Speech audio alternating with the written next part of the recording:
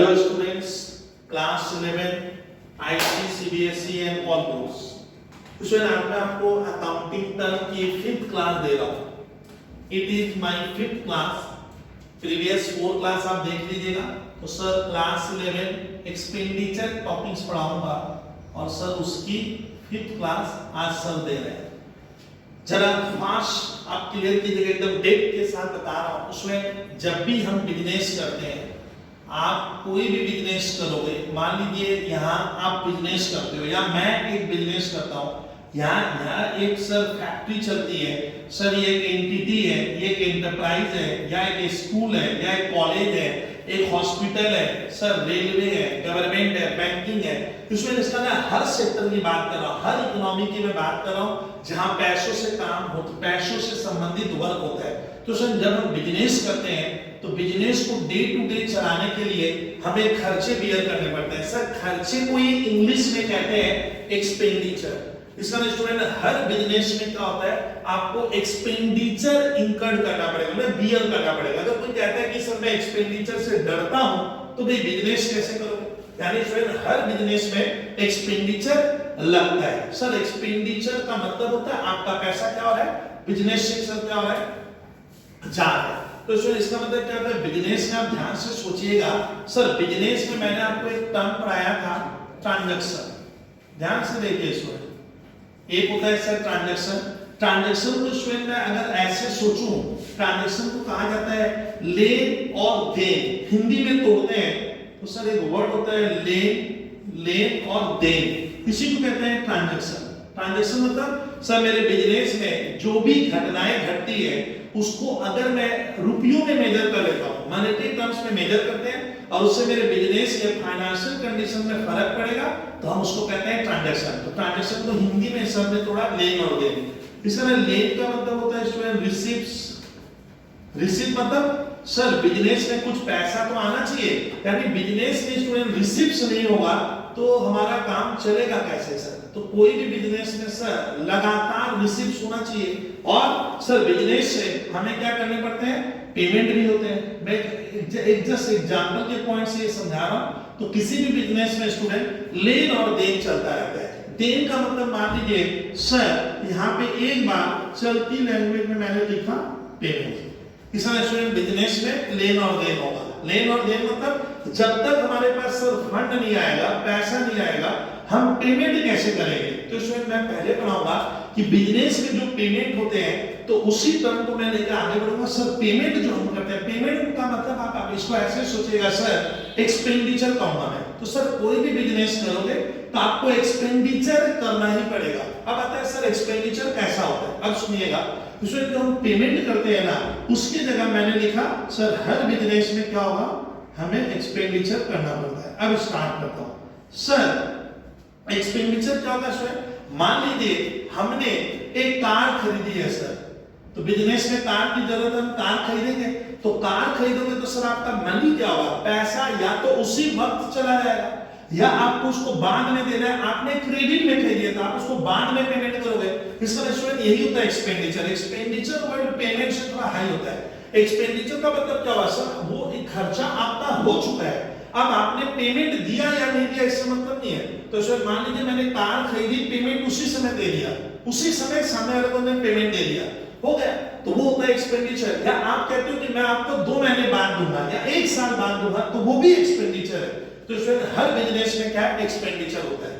अच्छा अब student expenditure को आप ऐसे सोचो कि जो एक्सपेंडिचर स्टूडेंट रेगुलर लगेंगे, यानी आपको बिजनेस चलाना है तो बार बार करना पड़ता है। स्टूडेंट जो एक्सपेंडिचर रेगुलर लगते हैं, बार बार होंगे और उसका जिसका बेनिफिट भी तुमको उसी वक्त या 1 साल में मिलेगा, 1 ईयर में मिलेगा, तब आप उसको कहना रेवेन्यू एक्सपेंडिचर।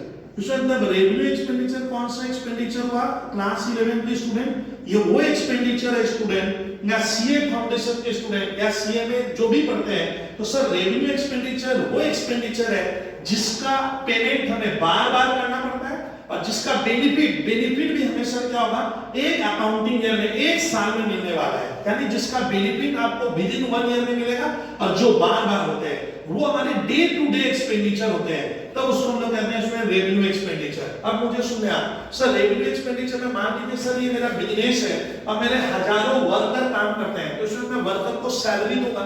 तो पहले आप सोचो, सैलरी जब आप पेमेंट करते हो, सैलरी मतलब आप समझते हो मजदूरी, तो सैलरी हम वर्कर को देंगे स्टूडेंट। तो मैं जो सैलरी दूंगा, पहले सोचो कि वो लेन है ना देन है, तो सैलरी सर पेमेंट हुआ, एक्सपेंडिचर है, आप कहिएगा एक्सपेंडिचर है। क्यों? क्योंकि सर सैलरी में जब दे रहा हूं तो मेरा यहां से सर क्या होगा, कैश या मनी वर्थ चला जाएगा, आपको सैलरी देना पड़ेगा। लेकिन सैलरी देना सर एक एक्सपेंडिचर तो है, बट कौन सा? रेवेन्यू एक्सपेंडिचर है। रेवेन्यू किसको कहते हैं? जिसका बेनिफिट तुमको उसी समय मिल गया होगा, उसी समय या आने वाले एक साल में मिलेगा, तब उसको आप रेवेन्यू एक्सपेंडिचर कहते हैं। यानी रेवेन्यू एक्सपेंडिचर सर बेसिकली वो एक्सपेंडिचर है जो हम बार-बार करते हैं, जो बिजनेस को डे टू डे चलाने के लिए सर जरूरतमंद है और उसका बेनिफिट भी हमें उसी साल मिलेगा, 1 ईयर में मिलेगा, तब हम उसको रेवेन्यू एक्सपेंडिचर कहते हैं। जैसे सैलरी पेमेंट करना, तो उसमें इसका एग्जांपल क्या हुआ, जैसे सैलरी हम पेड किए तो सैलरी पेड करना रेवेन्यू एक्सपेंडिचर है। इसका सर सैलरी पेड करेंगे तो इसका बेनिफिट हमें उसी समय, या सर बेनिफिट लेने के बाद आप दिए या उसका बेनिफिट आप ले चुके हो, तो उसको मैं कहूंगा सर सैलरी देना एक रेवेन्यू एक्सपेंडिचर है। सर मैं इलेक्ट्रिसिटी बिल दे रहा हूं, तो स्टूडेंट इलेक्ट्रिसिटी बिल हम पेमेंट करते हैं तो क्या हो गया, हमें बेनिफिट मिल गया। हाँ सर आपने इलेक्ट्रिसिटी पहले यूज की, बिल आया, फिर मैंने पेमेंट दिया, तो उसका बेनिफिट मुझे उसी समय मिलेगा या 1 ईयर में मिलेगा, तब हम उसे कहेंगे सर रेवेन्यू एक्सपेंडिचर। सर और तीसरा लेता हूं, सर मैंने फैक्ट्री में वर्कर को वेजेस पेड किया, वेजेस आप समझते हो, वेजेस क्यों दिए? क्योंकि वर्कर मेरे यहाँ काम कर रहा है, मैंने उससे बेनिफिट लिया, उसको उसी समय पेमेंट कर दिया, एक महीना बीत गया आप पेमेंट किए, तो वेजेस आपको बार-बार देना है और उसका बेनिफिट भी हमें उसी समय मिल जाता है। या एक महीना पहले आप काम करवाए, 1 मंथ के बाद उसको पेमेंट कर दिए, तो इसका बेनिफिट आपको 1 साल से ज्यादा नहीं मिल रहा है। तो इसमें revenue expenditure are those expenditure which are recurring in nature और which produces benefit within 1 accounting year, जिससे आपको बेनिफिट 1 साल में मिलेगा, तो आप उसको रेवेन्यू एक्सपेंडिचर कहना। अब मैं 25-30 एग्जांपल दे रहा हूं। घर में बाबूजी वेजिटेबल लाए, सब्जी लाए, तो बताइए तो वेजिटेबल तो आपके मम्मी पापा ने लाया, उसके लिए 150 रुपए आपके लगे, तो ये आपका एक्सपेंडिचर है, कहां? मेरा नहीं, घर का, एक घर का एक एक्सपेंडिचर है। क्या बार-बार लगेगा? हाँ बार-बार लगेगा। और वो वेजिटेबल क्या 1 साल से ज्यादा चलेगी ना? इसमें तब रेवेन्यू एक्सपेंडिचर वो एक्सपेंडिचर है जो आप रेकरिंग करते हो, डे टू डे करते हैं, तब सर एक व्यवस्था या बिजनेस चलता है और उसका बेनिफिट उसी समय मिल गया या 1 साल में मिलेगा और उससे कोई एसेट्स क्रिएट नहीं होती है, उससे कोई संपत्ति क्रिएट नहीं होगी, तब उसको कहेंगे रेवेन्यू एक्सपेंडिचर।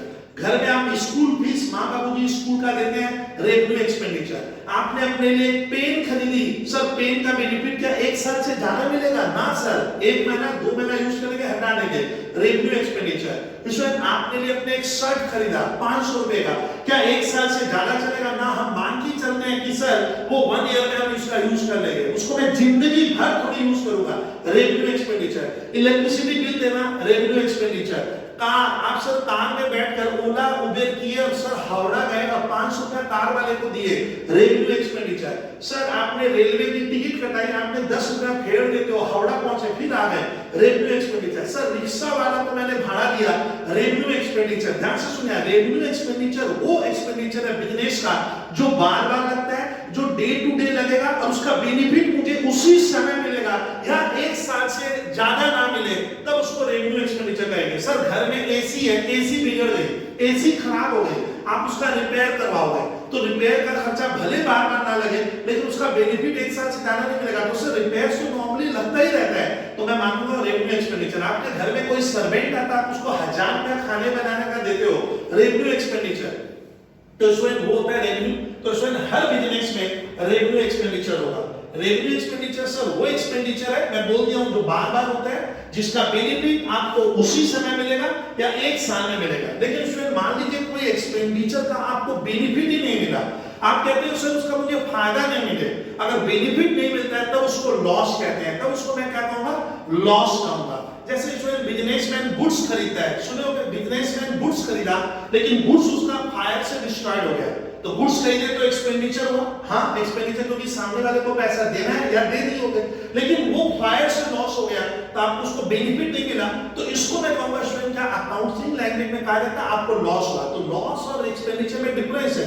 इसमें लॉस करता है आपने एक्सपेंडिचर तो इंकर्ड किया बट उसके बदले आपको बेनिफिट नहीं मिला, तो वो लॉस होगा, तो उसको लॉस कहते हैं। सर लॉस का एग्जांपल हुआ goods destroyed by fire. Sir fire से गुड्स डिस्ट्रॉयड हो गया, आपने गुड्स के पीछे खर्च तो कर दिया बट बेनिफिट नहीं ले पाए, उसका कोई सर आपको बेनिफिट नहीं मिलता है, तो वो हो जाता है लॉस। इसमें आपने पॉकेट में 500 रुपए रखे थे, चोरी हो गए, तो क्या हुआ लॉस, क्योंकि आपको उस अमाउंट का 500 रुपए का बेनिफिट नहीं मिला, तो इसको मैं कहूंगा स्टूडेंट क्या लॉस कहूंगा। आप चीज को समझना, तो स्टूडेंट जब हमें किसी एक्सपेंडिचर का बेनिफिट नहीं मिलता है तब हम कहेंगे लॉस, और सर बेनिफिट उसी समय मिला या 1 ईयर में मिलेगा तब उसको कहते हैं रेवेन्यू एक्सपेंडिचर। और एक एक्सपेंडिचर होगा स्टूडेंट कैपिटल एक्सपेंडिचर।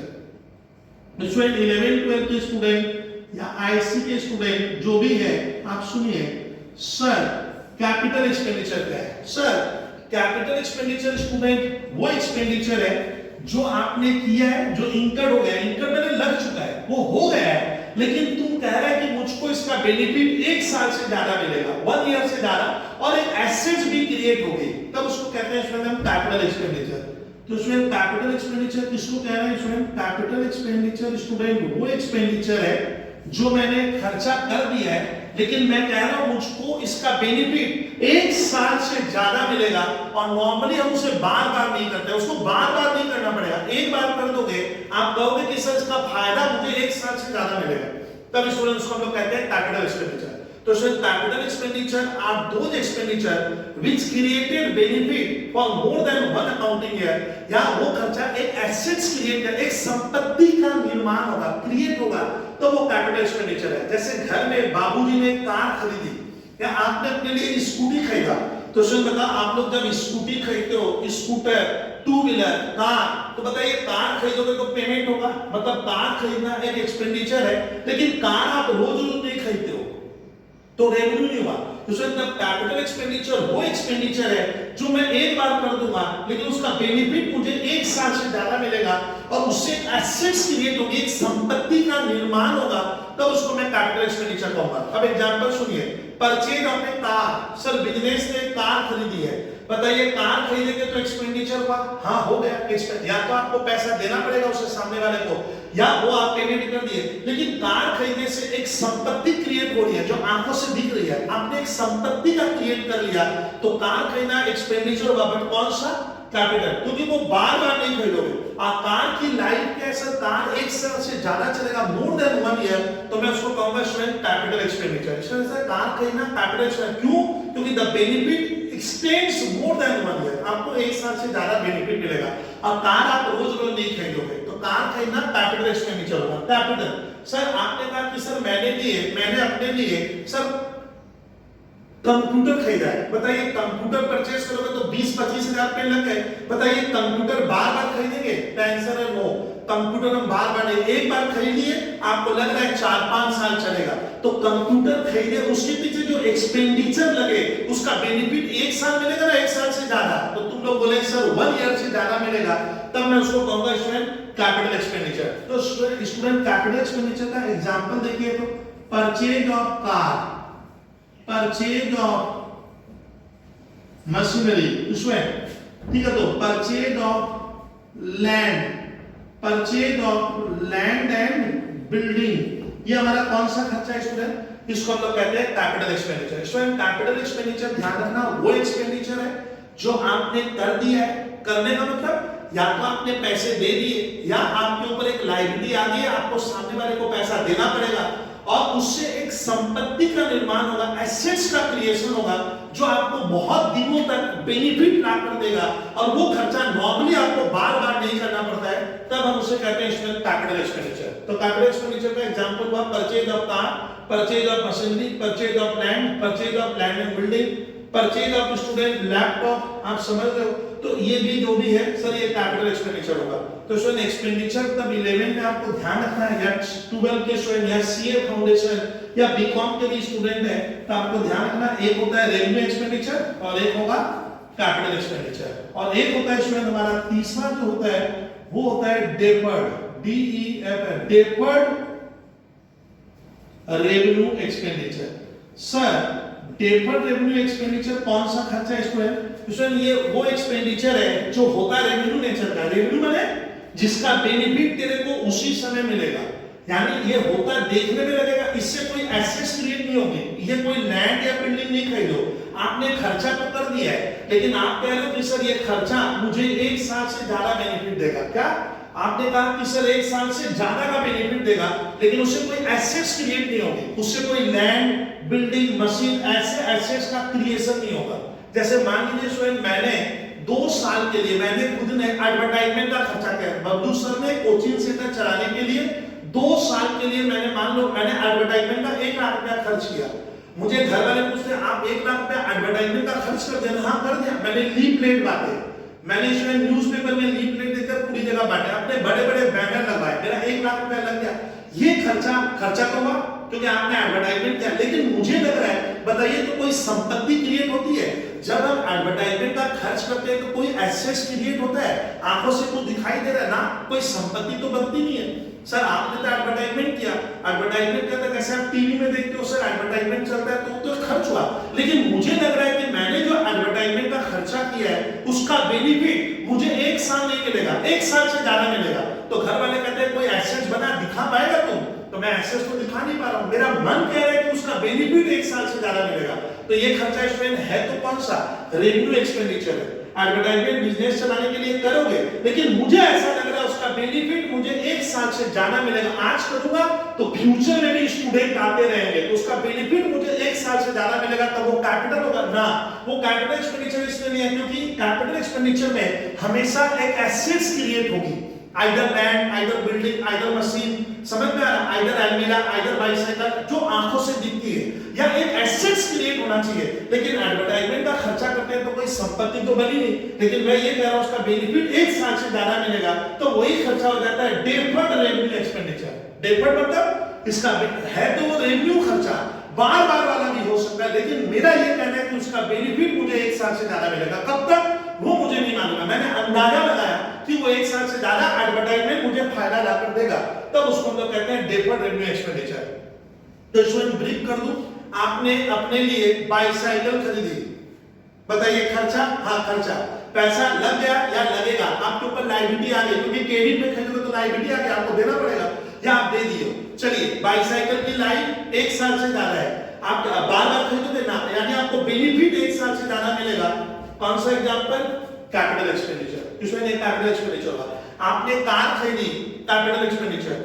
आपने स्वयं अपने लिए एक 25,000 का मोबाइल सेट खरीदा, ये कहकर कि सर 1 साल से ज्यादा चलेगा, कैपिटल एक्सपेंडिचर। सर आपके बाबूजी ने एक फ्लैट खरीदा, flat FLAT, building, land and building है, उसमें रहोगे, ये खर्चा बार बार नहीं होगा, इसका बेनिफिट 1 साल से ज्यादा मिलेगा, कैपिटल एक्सपेंडिचर होगा। इसमें कैपिटल एक आपने रिश्ता में एक शॉप खरीदी, shop SHOP shop, commercial building खरीदी हो, बिजनेस करोगे, बिल्डिंग खरीदे, वो कैपिटल एक्सपेंडिचर है। रेवेन्यू जो बार बार लगता है, salary, rent, electricity, telephone bill, school fees, समझ में आ रहा, ऑल आर रेवेन्यू बार बार लगेगा और उसका बेनिफिट 1 साल से ज्यादा नहीं मिलता है। और डेफर्ड रेवेन्यू एक्सपेंडिचर सर एक ऐसा एक्सपेंडिचर है जिससे कोई संपत्ति क्रिएट नहीं होती है, जिससे कोई एसेट्स नहीं बनता है, लेकिन मुझे लग रहा है वो खर्चा रेवेन्यू है, बट मुझे लग रहा है उसका बेनिफिट मुझे 1 साल से ज्यादा मिलेगा, तब उसको मैं कहूंगा डेफर्ड रेवेन्यू एक्सपेंडिचर। नॉर्मली ये 2 ज्यादा इंपॉर्टेंट है। अब इसमें ध्यान रखना है, बिजनेस करोगे तो खर्च तो हो रहा है, तो पैसा भी तो आना चाहिए। तुम बोले सर पैसा कहां से आएगा? मैं खर्च तो तभी करूंगा जब कुछ रिसीव्स हो। इस तरह से रिसीव्स में ध्यान रखिएगा, अकाउंट्स में रिसीव्स 2 तरह की होगी, आप थोड़ा सा इसको फास्ट देख लीजिएगा। एक होती है कैपिटल रिसीव्स और एक होती है रेवेन्यू रिसीव्स। आप समझ में आ रहा है? एक छात्र पूछता है सर रेवेन्यू रिसीव्स क्या होता है? सर रेवेन्यू रिसीव्स सर वो पैसा है जो बिजनेस में हमारे पास बार बार आता है। जैसे मैं पढ़ाता हूं, पढ़ाकर फीस लेता हूं स्टूडेंट से, तो बताइए घर में आ रहा है ना पैसा, जा इस बार सर बेनिफिट आ रहा है, तो इसको मैं कहूंगा रिसीव्स। कौन सा रिसीव्स? रेवेन्यू। रेवेन्यू रिसीव्स क्या है? जो हमें बार बार होता है, जो हमें बार बार होगा वो होता है रेवेन्यू रिसीव्स। ध्यान से सुनिएगा सर। और बताइए मान लीजिए आपके मम्मी पापा कहीं जॉब करते हैं, तो वो नौकरी करेंगे तो उनको सैलरी मिलती है, तो सैलरी मम्मी पापा को हर महीना मिलेगा, हर महीना पैसा आ रहा है, तो वो क्या है, रेवेन्यू रिसिप्ट। रेवेन्यू रिसिप्ट मतलब आपका रेकरिंग है जो बार बार आता है, उसी से आप डे टू डे खर्चे चलाते हो। सर और बताइए, डॉक्टर पेशेंट देखता है, पेशेंट देखकर 5,000 रुपया या 100 रुपया या 500 या कुछ लेता है, तो डॉक्टर पेशेंट देख के जो पैसा लेगा वो बार बार आएगा, उसी से उसके डे टू डे खर्चे चलेंगे। डॉक्टर के लिए हुआ रेवेन्यू रिसिप्ट। स्टूडेंट, दुकानदार शॉपकीपर आपको गुड्स बेचता है, पैसा लेता है, गुड्स बेचता है, पैसा लेता है, गुड्स बेचता है, पैसा बार बार लेगा ना, एक बार वो बार बार लेगा। तो सर दुकानदार जो गुड्स बेचते हैं, सर मैन्युफैक्चरर जो आपको गुड्स बेचते हैं, कोई आपको सर्विस देकर पैसा लेता है, वो रेवेन्यू रिसीप्ट है। इलेक्ट्रिसिटी कंपनी आपको इलेक्ट्रिसिटी बिल पहुंचाती है आपके घर में, बदले में 5,000 रुपए का बिल देकर पैसा लेती है, उनके लिए रेवेन्यू रिसीप्ट। तब रेवेन्यू रिसीप्ट वो रिसीप्ट है जो बार बार होगा, ध्यान रखिएगा, जो बार बार होता है उसी से हम अपने डे टू डे खर्चे चलाते हैं, और वो मेरा मेन वर्क होता है और वो बार बार आता है, तब उसको कहते हैं रेवेन्यू रिसीप्ट। सर ये सब रेवेन्यू रिसीप्ट हुए। अब आता है कैपिटल रिसीप्ट क्या होता है? सर बिजनेस में पैसा तो आ रहा है लेकिन बार बार नहीं आएगा। कैपिटल रिसीप्ट से स्टूडेंट क्या होता है, वो पैसा बार बार नहीं आता है, वो रेकरिंग नहीं है। जैसे मैंने किसी से सर लोन लिया, बिजनेस में किसी से क्या किया, हमने लोन लिया, बताओ मैंने मिस्टर एक्स से लोन लिया अपने बिजनेस में 10 लाख का, तो लोन लेंगे तो क्या होगा मालूम है, ये पैसा क्या मेरा हो गया ना, मुझे ये पैसा वापस चुकाना पड़ेगा, यानी मेरे ऊपर लायबिलिटी आ रही है। तो लोन का पैसा आप जो लेते हो सर ये बार बार नहीं आएगा, ये आपका सर इनकम का क्या नहीं है, इनकम का जरिया नहीं है। लोन लेने से आपको इनकम नहीं होगी, वो पैसा तो देना पड़ जाएगा। तो सर जब लोन लेने से जो पैसा आएगा आप देखिए बार बार नहीं आएगा, एक बार आएगा, तो आप ध्यान रखिएगा वो पैसा आपको देना भी पड़ जाएगा। तो ये पैसा होता है student capital receipt. Capital receipt sir जब हम बिजनेस स्टार्ट करेंगे तो ओनर क्या करेगा, कुछ पैसा इन्वेस्ट करेगा, ओनर क्या करेगा स्टूडेंट, कुछ कैपिटल लगाएगा, तो ओनर जो कैपिटल लाएगा बताइए बार बार लाएंगे ना, बिजनेस के लिए लायबिलिटी है, बिजनेस को वापस ओनर को देना पड़ जाएगा। तो सर ओनर जो पैसा ला रहा है बिजनेस में, तो वो बिजनेस में रिसीप्ट तो हाँ रिसीप्ट बने, पैसा तो आ रहा है, रिसोर्स आ रहा है, इकोनॉमिक बेनिफिट आ रहा है, लेकिन सर ये ओनर को वापस देना पड़ेगा और ये पैसा बार बार नहीं आएगा, इस पे बिजनेस को ये चुकाना पड़ जाएगा। तो सर ध्यान रखिएगा वो कैपिटल रिसीप्ट हुआ। तो सर रेवेन्यू रिसीप्ट क्या है, जो बार बार आए, जो मेरा इनकम भी है और जिसका समझ में आ रहा है, जो बार बार मिले, जो मेरी इनकम है, जो रेकरिंग नेचर का है, वो होता है इसमें रेवेन्यू रिसीप्ट। अब कैपिटल रिसीप्ट कौन सा हुआ, लोन लेना कैपिटल रिसीप्ट है, पैसा तो आ गया लेकिन मुझे चुकाना पड़ जाएगा सर, वापस देना पड़ेगा। अब ध्यान से समझिएगा, तो ये कैपिटल रिसीप्ट है, ये रेकरिंग नहीं है, ये आपको बार बार नहीं मिलेगा। और ओनर जब कैपिटल इन्वेस्ट करेगा, ओनर जब कैपिटल इन्वेस्ट करता है बिजनेस में, ये कैपिटल रिसीप्ट है। क्यों? क्योंकि सर ये पैसा जो आया बिजनेस को वापस ओनर को देना पड़ेगा, तो ये रेवेन्यू रिसीप्ट नहीं होती है। तो सर बिजनेस में दो तरह का रिसीप्ट है, रेवेन्यू रिसीप्ट, कैपिटल रिसीप्ट, ये ध्यान रखिएगा। और एक्सपेंडिचर तीन तरह का, रेवेन्यू एक्सपेंडिचर, कैपिटल एक्सपेंडिचर और डेफर्ड रेवेन्यू एक्सपेंडिचर। इसका मैंने जो थ्योरी का नोट्स भेजा है उसको आप देख लीजिएगा, और इसमें मैं आपको क्वेश्चन दूंगा, आपको डिसाइड करना है ये कैपिटल एक्सपेंडिचर है ना, ये रेवेन्यू है ना, डेफर्ड रेवेन्यू एक्सपेंडिचर है ना, ये कैपिटल रिसीप्ट है ना रेवेन्यू रिसीप्ट है। तो चलिए अकाउंटिंग टर्म में आज मैंने आपको डिस्कस किया एक्सपेंडिचर्स एंड रिसीप्ट्स, ये क्लियर कीजिएगा। Thank you students.